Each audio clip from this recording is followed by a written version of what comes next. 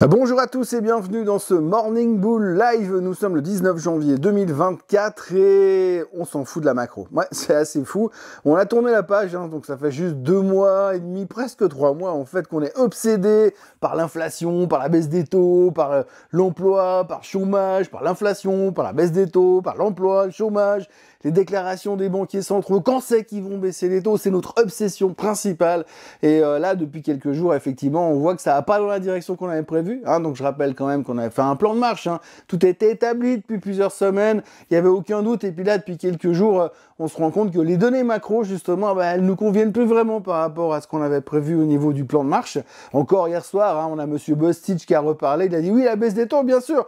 3e trimestre, pas avant. Donc du coup, ça casse un peu parce que, sauf erreur, j'ai vérifié ce matin, le mois de mars, c'est pas dans le 3e trimestre. Donc forcément, ça pose un problème. Bref, ça a dérangé un petit peu. L'inflation, on l'a vu, ça repart. L'emploi, tenez l'emploi. Hier, jobless claims, bam!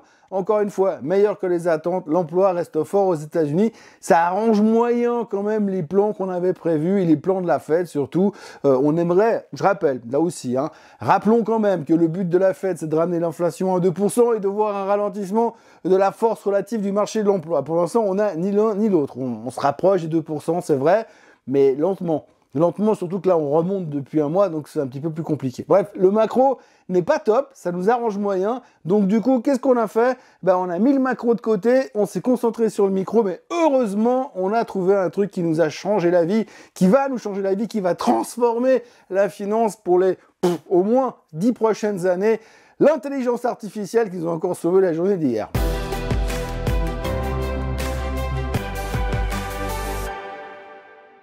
Voilà, c'était une longue introduction, donc très bon week-end. N'oubliez pas de vous abonner, on se revoit lundi matin. Non, je déconne, mais enfin tout ça pour dire qu'effectivement, j'ai un petit peu dit beaucoup de choses sur la macro. Tout est dit de ce côté-là. Passons à la suite. Qu'est-ce qui s'est passé finalement? Comment ça se fait que hier, avec des données consécutives mauvaises sur la macroéconomie qui laissent supposer que la baisse des taux n'aura pas lieu au mois de mars, qui pourrait justifier quand même quelques prises de profit puisqu'on est quand même monté jusque-là sur la base du fait qu'on aura une baisse des taux au mois de mars, eh bien non, tout d'un coup, on a réussi quand même à monter. Alors déjà, il y a deux choses. C'est que la première chose, on se dit, il y a quand même beaucoup de négativisme dans le marché. Le premier, moi je suis Morning Bull, et puis j'arrête pas de dire, oui, mais c'est trop cher, c'est monté trop vite, blablabla. Donc je suis négatif. Donc si moi je suis négatif, il y a quand même d'autres personnes qui doivent être négatives quelque part dans le marché. Et pourtant, on est là à 4800 sur le S&P 500, et bam, bam, bam. On n'arrive pas à casser, mais dès que ça baisse, allez, on baisse d'un 0,5%, 1%, et puis là, attention, vite, faut racheter, les gens reviennent massivement, donc c'est assez spectaculaire, cette capacité de venir acheter sur faiblesse. Petit encart sur le concept de l'achat sur faiblesse, on dit toujours, quand le marché il a beaucoup vendu, c'est l'occasion d'aller profiter des soldes, racheter des trucs à bon marché, et acheter sur faiblesse. 1% n'est pas une faiblesse. Néanmoins, pour l'instant, on a transformé un petit peu les choses.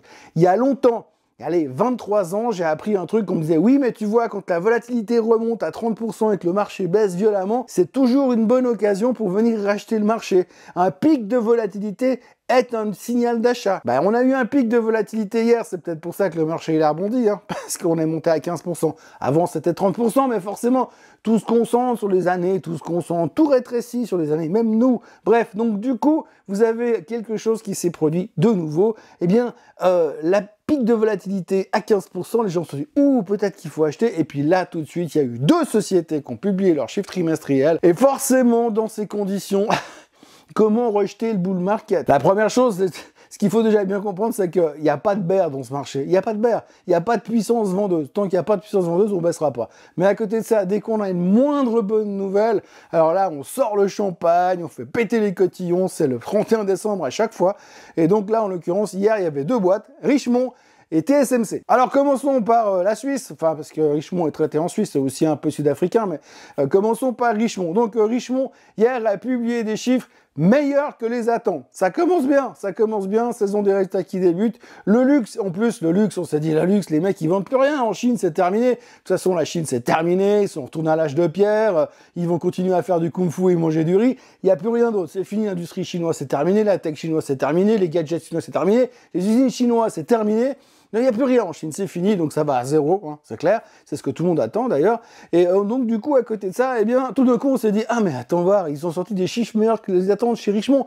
Et dans leur communiqué de presse, vente en hausse de 4%, mais en plus de ça, on vous dit, ah oui, mais alors en plus, alors ça s'était très bien passé du côté de la Chine. Très bien passé du côté de la Chine, mais comment est-ce possible? Moi qui croyais que la Chine était fermée, que les frontières étaient fermées, que c'était terminé. Non, non, il y a encore des gens qui consomment en Chine. Apparemment, il y a même des milliardaires encore en Chine. Il y a même des millionnaires qui consomment encore du luxe. Alors du coup, Richemont, eh ben, elle a explosé. Hier, elle a repris 10% parce que du coup, bon résultat trimestriel. Puis alors, comme on n'est pas complètement stupide dans la finance, forcément, on s'est dit, non mais attends, Richemont, ils vendent du luxe. Qui d'autre fait du luxe en Europe? Alors oui, qui d'autre fait du luxe en Europe? Donc du coup, on a fait quoi?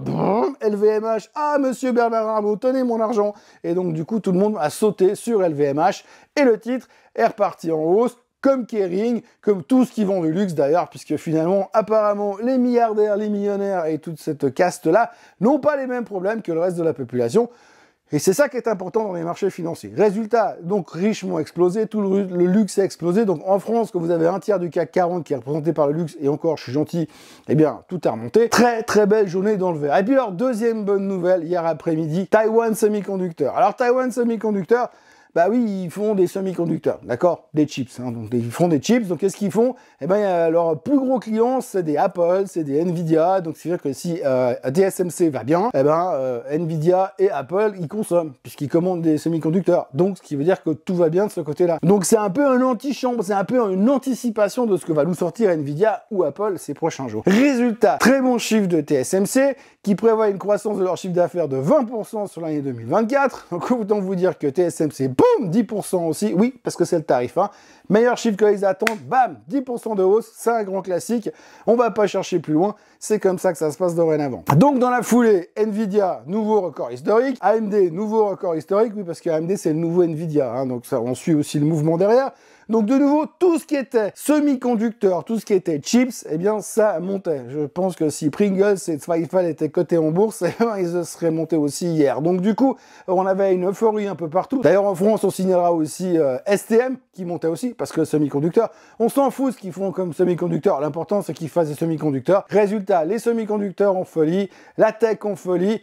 Alors pourtant, on dit toujours, hein, la tech, pour qu'elle monte, c'est bien quand les taux sont bas, et puis quand le 10 ans, il revient en dessous des 4%. Là, on s'en fout, hein, le 10 ans, il est en dessous des 4%, il est même à 4,16. D'ailleurs, c'est assez marrant à constater, regardez, il est au même niveau que quand Powell a commencé à dire, oui, on envisage de commencer à baisser les taux. Donc, ce qui veut dire que tout ce qu'on a pricé, on est revenu plus ou moins à la case départ, ce qui voudrait dire que pour l'instant, la baisse des taux, elle est en pending, encore. Mais là n'est pas le sujet. Le sujet important, c'est que normalement, la tech monte avec des taux bas, et pour l'instant, bah, les taux sont pas bas, mais on s'en fout parce qu'on sait qu'un jour, ils seront bas, et puis de toute manière, l'intelligence artificielle, elle est plus forte que toi, mais elle est surtout plus forte que les taux qui sont trop hauts, donc ça, on s'en fiche. Et vu la croissance méga, supra, hyper exponentielle de boîtes de l'intelligence artificielle de près ou de loin, il n'y a absolument aucune raison que les choses changent, et donc normalement ça devrait continuer à monter. Bref, l'intelligence artificielle est la solution. D'ailleurs l'UBS l'a dit, hein, l'intelligence artificielle pourrait permettre d'avoir un bull market jusqu'en 2030, et c'est vrai que vu la force du côté bearish de la force, c'est le cas de dire, eh ben, on n'est pas prêt de voir baisser le marché dans l'immédiat, à moins qu'il se passe quelque chose. C'est clair qu'on peut changer, je pense qu'on a les capacités de changer notre fusil d'épaule, je pense dans la demi-heure, ouais, peut-être même dans les 3/4 d'heure qui suivent, en fonction d'une nouvelle spécifique qui pourrait nous déplaire. Voilà donc, très belle journée. Vous rajoutez là-dessus le fait que Bank of America a upgradé Apple, en disant qu'on n'avait rien compris, que la correction était complètement stupide récemment, que les problèmes qu'il y avait avec les montres c'était un détail par rapport à tout ce qui venait maintenant, entre autres le masque de vision en 3 dimensions, je sais pas trop quoi là, bah tout ça, ça va cartonner, ça va être génial, bam, target 23% plus haut. Résultat, rebond d'Apple, 3,5% de hausse sur Apple. Forcément, quand Apple remonte de 3,5%, ça soutient le marché. Et puis quand vous regardez les graphiques, bon, on est de nouveau au plus haut. Pas au plus haut de tous les temps sur le S&P, mais on est de nouveau sur cette foutue résistance de 4800 points qu'on n'arrive toujours pas à casser. Alors, est-ce aujourd'hui? Ça paraît peu probable parce que vu la masse de chiffres économiques qu'on a aujourd'hui, c'est pas ce qui devrait nous changer la vie. Oui, il y a le PPI ensuite, je pense pas que c'est ça qui va pousser le S&P 500 à 5000 ce soir. Il y aura le Michigan Consumer Confidence qui veut strictement rien dire, ça devrait pas changer grand-chose non plus. Madame Lagarde qui parlera de toute façon, à moins qu'elle nous dise qu'elle baissera pas les taux avant 2054. Je suis pas sûr que le marché réagisse parce qu'on a vu hier, malgré les déclarations de nouveau des banquiers centraux, et malgré la macro, le marché se fout totalement, pour l'instant, du fait qu'a priori, la date de la première baisse des taux, elle se repousse gentiment, donc ça, c'est pas un souci. Et puis, du coup, le reste, on se contente d'observer ce qui se passe. Le pétrole remonte gentiment, on a 74 $ sur le WTI, mais pour l'instant, on n'en fait pas cas, parce que ça n'a évidemment pas d'influence sur l'inflation, on le sait. Il y a toujours des tensions dans la mer Rouge qui commencent à faire du mal. On lisait un article ce matin dans les médias comme quoi ça posait pas mal de problèmes au niveau du trade sur le café, parce que tous ces problèmes de transport, de coûts de transport, ça se répercute et ça commence à poser des soucis aussi. Les Américains continuent de tirer sur les Houthis, il n'y a pas de problème. Il y avait un sondage aussi qui a été fait apparemment hier à Davos avec les meilleurs top exécutifs américains qui sont venus à Davos. Ils leur ont demandé qui pensez-vous qui sera président à la fin de l'année. Donald Trump. Bon, c'est vrai que si vous avez l'occasion de chercher un peu, Biden, il a fait une vidéo hier où il parle un petit peu, on a rien, franchement, c'est incompréhensible. Il parle de son fils qui est mort, qui a eu des problèmes en Irak, et après, lui, il parle tout seul dans sa barbe, on comprend rien. Quand on voit ça, c'est clair qu'on imagine assez mal qu'il puisse rester 5 ans, Trump ou pas Trump. À l'heure actuelle, dans l'état dans lequel il est, je pense que même s'il s'oppose à une chèvre, la chèvre devait gagner de toute manière. Enfin bref, pour l'instant, les Américains, les CEO américains s'attendent à voir arriver Trump au pouvoir, et ils sont pas forcément plus inquiets que ça pour l'instant. Bref, on en reparlera, mais ça c'est pour dire qu'il y a aussi autre chose que les semi-conducteurs qui montent. Voilà, autrement c'est intéressant de voir qu'on a réussi à rebondir sur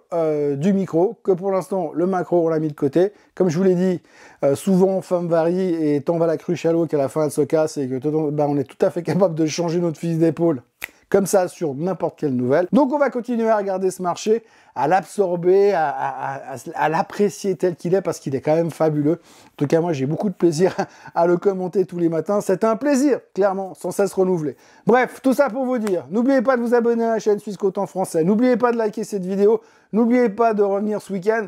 Je sais pas quand c'est que je vous sortirai le Swiss Bliss, mais il y aura des trucs à dire. Bon, il y a déjà des trucs qui ont été dit, puisqu'on a eu Meyer Burger qui s'est fait démonter et Richemont qui explose. Bon, on a déjà fait une partie du Swiss Bliss. Swiss Bliss demain ou dimanche, on verra en fonction de la météo. Moi, je vous souhaite une excellente journée, comme d'habitude. Un très bon week-end pour ceux qui n'aiment pas le Swiss Bliss ou qui ne regardent pas le Swiss Bliss. Et pour le reste, je vous retrouve lundi matin pour un nouveau Morning Bull Live. Profitez bien, reposez-vous.